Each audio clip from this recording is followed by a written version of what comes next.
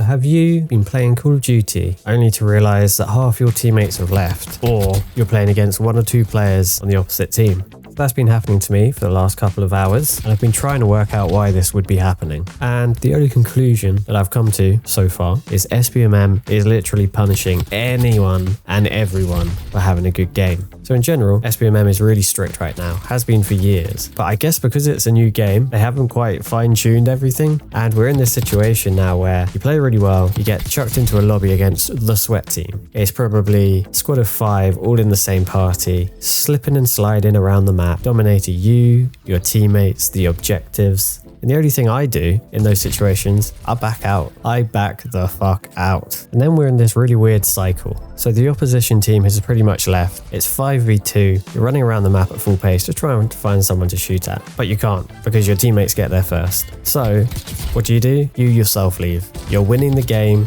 Easy win. But I'm not just going to stand around and wait for a game to end. I'm leaving. I'm going to find a better game. So you queue up for another game and it pops you in another half-empty lobby where you can't get a foothold in the game because the other team has been playing for 5 minutes with all flags captured, for example. What are you supposed to do? Am I supposed to stay in this game? Nah, I'm fucking off again. And then maybe the cycle begins again. SBMM says he is struggling right now. Chuck him in an easy lobby. And then you play really well in that lobby. And you guessed it. The next game is really difficult. Now, people might stay in that game, but it's the concept of it. People are leaving the game halfway through, probably turning off their consoles or PCs because the people they're coming up against are way too good to be in their lobbies, my lobbies. The majority of people don't care if someone is better at them at Call of Duty. I don't care. I don't fucking care. If you're really good at Call of Duty and I'm not, great. But also the majority of people are there just to have fun. And although it seems quite fun right now, we're excited about the new game. Over time, this is going to get extremely old. And we're in this weird situation where we're not finishing games properly because everyone leaves. How is that retention based? I don't know. This might just be a really bad take. This might not be the reason why it's happening. It might not be SBMM reasons at all. But we do need SBMM to protect the lower skilled players. Keep them away from people like us. Let them have fun. They're probably having way better fun than us. Casual play should be as unranked as possible. Keep the SBMM ranked. I'm just ranting. I've had a horrible day of Call of Duty and I felt like I needed to burden you with it.